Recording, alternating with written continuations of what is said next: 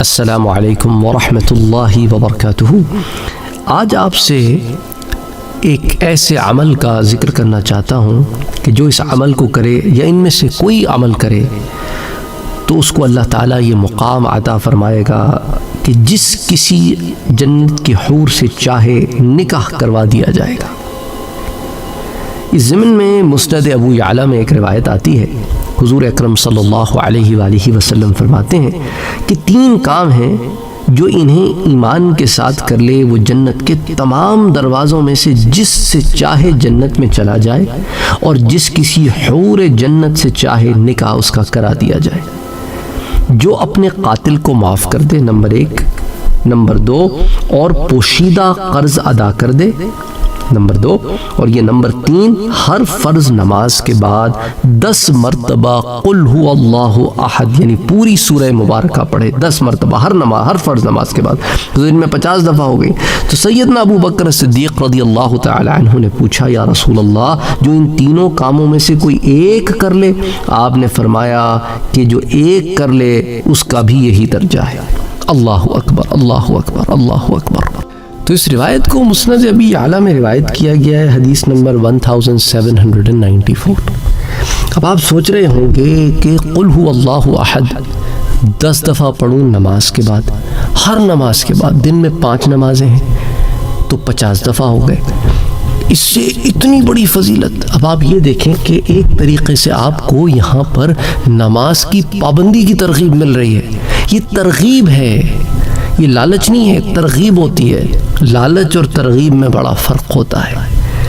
تو اب ایک طرف تو آپ کوشش کریں گے کہ بھائی نماز قضا نہ ہو کہ کہیں مجھ سے یہ اللہ کا ذکر رہ نہ جائے، اور قل هو اللہ احد کی برکتیں اتنی ہیں کہ اس سے ایمان میں بڑی مضبوطی پیدا ہوتی ہے۔ جو اللہ کے لیے کرے، یقین کامل کے ساتھ کرے، پڑھ کے کرے، سمجھ کے کرے، تو اس پر ایک کیفیت ہوتی ہے۔ اس کے الفاظ پر آپ غور کریں نا، اللہ تعالیٰ کیا کہہ رہا ہے؟ اے میرے پیارے نبی صلی اللہ علیہ وآلہ وسلم، آپ ان سے کہیے، یعنی حضور کے کہے کو کہا ماننا، یہی تو لا الہ الا اللہ محمد الرسول اللہ ہے۔ تو ایمان تو یہی قل میں تمہارا پورا ہو گیا۔ جب قل کی تصدیق ہو گئی تو مومن ہو گئے۔ تو قل، اے میرے پیارے نبی، ان سے کہہ دیں کہ اللہ کون ہے؟ ایک ہے، ایک اللہ ہے، اس کے علاوہ کوئی عبادت کے لائق نہیں ہے۔ تو شرک کی تو جڑ ہی مٹ گئی نا۔ جب شرک کی جڑ مٹ گئی تو پھر آگے کون ہے؟ وہ بے نیاز ہے، اسے کسی کی ضرورت نہیں ہے، تم سب اس کے محتاج ہو۔ وہ صمد ہے، وہ بے نیاز ہے۔ لم یلد ولم یولد، نہ وہ کسی کا باپ نہ کسی کا بیٹا، بھئی نہ اس نے کسی کو جنا نہ اسے کسی نے جنا۔ وہ تو باپ بیٹے کے رشتوں سے پاک ہے۔ ہر قسم کی شرک کی جڑ کاٹ کے پھر کہا اس کے برابر بھی کوئی نہیں۔ وَلَمْ يَكُنْ لَهُ كُفُوًا أَحَدٌ، کوئی اس کے برابر نہیں۔ لا مثل له ولا مثال له، لا نظیر له ولا شبیہ له، اس کی کوئی مثل نہیں، کوئی اس کی مثال نہیں، اس کی کوئی شبیہ نہیں، اس کی کوئی نظیر نہیں۔ وہ اللہ واحد یکتا ہے، وہی مالک الملک ہے۔ جب یہ انسان کا ذہن بن جائے اور اس کو انسان 10 دفعہ پڑھے اور دن میں 50 دفعہ پڑھے، تو سوچے اس کی ایمان کی کیا قوت، کیا طاقت ہوگی۔ پھر وہ کسی غیر کے آگے جھکے گا؟ کبھی نہیں جھکے گا۔ کبھی کسی غیر کی عبادت کرے گا؟ کبھی نہیں کرے گا۔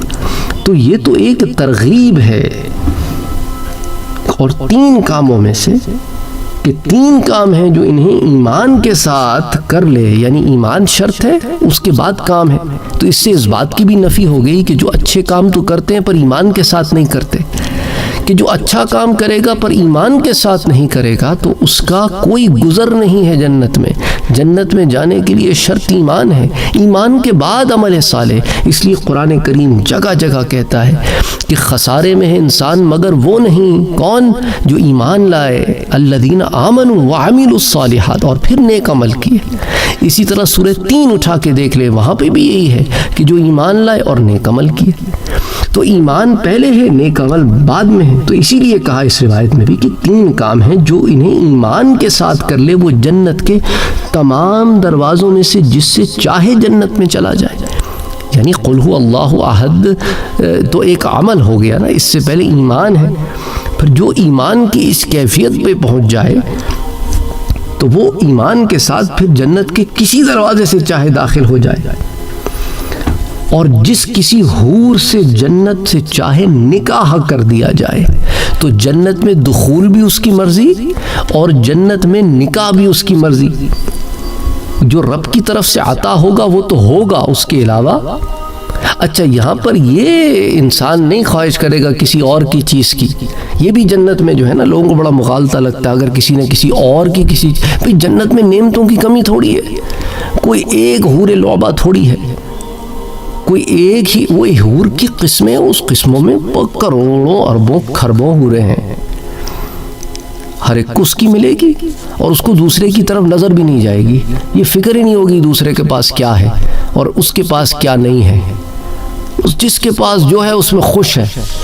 یہی تو مسئلہ ہے نا، لوگ جنت کو دنیا کے ترازو میں تولنے جب لگتے ہیں تو پھر پریشان ہو جاتے ہیں کہ اگر ایسا ہو گیا ویسا ہو گیا، میرے پاس یہ کم ہے. وہاں پہ کچھ کم کا سوال ہی نہیں ہے، جو ملے گا انسان کہے گا یہ بھی بہت زیادہ ہے، میں تو اس کے قابل بھی نہیں تھا. یہ کیفیت ہوگی وہاں پہ، شکر گزاری ہوگی. ہر سانس جب لوگے نا اس کے اندر اللہ کی تسبیح حمد و ثنا بیان ہوگی اور زبان ہلانے کی ضرورت بھی نہیں ہوگی. جیسا آپ یہاں سانس لیتے ہیں نا تو ہوا اندر جاتی ہے باہر آتی ہے، رائٹ؟ وہاں پہ ہوا بھی اندر جا رہی ہے تو اللہ کا ذکر کر کے باہر آ رہی ہے. آپ کے لیے کوئی مشقت نہیں ہے اس میں، آپ کو کوئی زبان نہیں ہلانی، اور اللہ کی حمد و ثنا اور اللہ کی تسبیح، اللہ کی تحلیل، یہ جنت کا ماحول ہے. قالوا سلامہ جنت کا ماحول ہے. تو کیا ہے، کون ہے وہ لوگ جس کا دل اتنا جو ہے رحم دل ہو جائے کہ وہ مخلوق کا اتنا بڑا گناہ کہ اپنے قاتل کو بھی معاف کر دے. یہ بہت چھوٹی بات نہیں ہوتی ہے، بہت بڑی بات ہوتی ہے. اور پوشیدہ قرض ادا کر دے، پتہ بھی نہیں چلے کسی کا قرض ادا کر دیا. یہ چیز میں نے غیر مسلموں میں بھی دیکھی ہے، مسلمانوں میں بھی دیکھی ہے، لیکن غیر مسلموں میں ان کے اس عمل کا انہیں یہی ثواب مل جاتا ہے. مطلب ثواب ان سینس کے جو بھی ان کے دوسرے دنیاوی مسائل ہو جاتے ہیں حل ہو جاتے ہیں.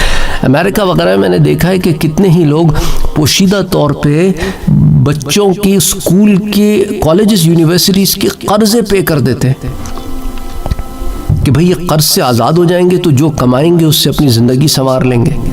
اس طرح کے اور مسائل اور بہت ساری باتیں. کسی اچھے بچے کو اسکالرشپ دے دیتے ہیں کہ وہ پڑھ لے، اس پہ قرضہ نہ ہو تعلیم کا، تعلیم بہت مہنگی ہے تو پوشیدہ قرض ادا کر دیا کسی کا. اور ہر فرض نماز کے بعد 10 مرتبہ قل هو اللہ احد، آخر تک پوری قل هو اللہ احد اللہ الصمد لم یلد ولم یولد ولم یکن له کفوا احد، پوری سورہ پڑھی 10 دفعہ آرام سے اطمینان سے. گاڑیاں نہیں بھگانی آپ نے، اللہ کے ذکر میں گاڑیاں نہیں بھگانی. اللہ کے ذکر کی چاشنی اور حلاوت اگر حاصل کرنی ہے نا، اس میں اپنے دل کو اور دماغ کو حاضر رکھنا ہے. دل سے ذکر ہوگا، دماغ سے سمجھو گے اور زبان سے ادا کرو گے. جب یہ تینوں چیزیں ہارمنی میں آ جائیں گی نا پھر سکون ملے گا. نماز میں بھی یہی اصول رکھو، پھر نماز کا سکون نصیب ہوگا. پھر صحیح معنوں میں نماز پڑھنے کا مطلب بھی سمجھ میں آئے گا، مزہ بھی آئے گا. تو حضرت ابو بکر صدیق رضی اللہ تعالی عنہ پر اللہ تعالیٰ کی کروڑوں رحمتیں ہوں. کیا خوبصورت سوال پوچھ کے امت کا مسئلہ کتنا آسان کر دیا. کہا کہ یا رسول اللہ، جو ان تینوں کاموں میں سے کوئی ایک کر لے، کیونکہ ہر کوئی تو اتنا امیر نہیں ہوتا نا کہ کسی کے قرض ادا کر دے پوشیدہ، یا ہر کوئی تو اس طرح کا معاملہ نہیں ہے کہ اپنے قاتل کو معاف کرتا پھرے کہ بھئی میرا قتل اس نے کر دیا تو اس سے معافی ہے. نہ ایسی بات بھی نہیں ہوتی. اور تیسری بات جو ہے وہ تو ہر آدمی کر سکتا ہے. تو اس لیے حضور نے کیا فرمایا کہ ان تینوں کاموں میں سے ایک کر لے. اللہ اکبر اللہ اکبر. آپ نے کہا کہ آپ نے فرمایا کہ پھر اس پر بھی یہی درجہ ہے جو ایک کر لے. تو اس لیے قل هو اللہ احد اللہ الصمد لم یلد ولم یولد ولم یکن له کفوا احد. آپ کے مشکل سے 2-3-4 منٹ لگیں گے. بہت ہوا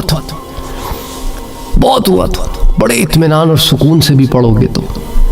لیکن دیکھو یہ 2-4 منٹ جو ہیں اللہ اکبر. لوگ اس پر پھر باتیں کرتے ہیں، بھئی یہ روایت بعض نے کہا کہ ضعیف ہے اور بعض نے کہا کہ بھئی فضائل اعمال میں تو ضعیف بھی حجت ہے.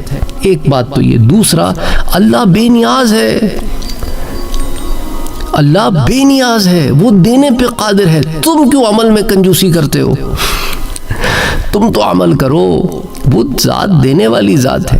وہ ہمارے دنیا کے بادشاہوں والا اصول نہیں ہے جنت کا. وہاں تو اللہ اکبر اللہ اکبر، 1 کا 10 کیا 700 کہ اس سے بھی زیادہ، کبھی نہ ختم ہونے والا اجر ہے. قرآن کہتا ہے نا، سورہ دین میں کہتا ہے کہ وہ لوگ جو ایمان لائے، الذین آمنوا وعملوا الصالحات فلہم اجر غیر ممنون، ان کے لیے کبھی نہ ختم ہونے والا اجر ہے. تو کبھی نہ ختم ہونے والا اجر کیا ہے؟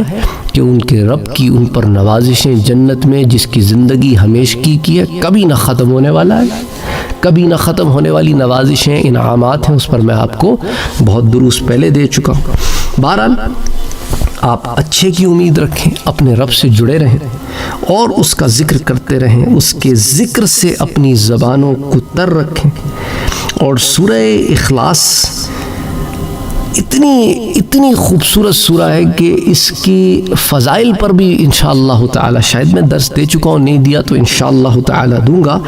امام طبرانی ایک روایت لاتے ہیں، حدیث نمبر 2419، کہ حضور صلی اللہ علیہ وآلہ وسلم فرماتے ہیں کہ جو شخص اس سورت کو گھر میں جاتے وقت پڑھ لے، اللہ تعالیٰ اس گھر والوں سے اور اس کے پڑوسیوں سے فقیری کو دور کر دے گا. تو فقیری کا علاج بھی اس سورہ مبارکہ میں ہے. جب گھر میں داخل ہو اس کو پڑھ لو. اس کی برکتوں سے صرف اس گھر والے نہیں، اس کے اڑوس پڑوس پر بھی اس کا اللہ کا ایک خاص فضل و کرم ہوگا. کیونکہ اس کی دوسری آیت پر غور تو کر کے دیکھو، اللہ بے نیاز ہے، اللہ بے نیاز ہے. اللہ اکبر. اور وہ کسی کو جواب دہ نہیں ہے. وہ مالک ہے، مختار کل ہے، جس کو چاہے جتنا چاہے نواز دے. اپنا اور اپنوں کا بہت خیال رکھیے گا. السلام علیکم ورحمۃ اللہ وبرکاتہ.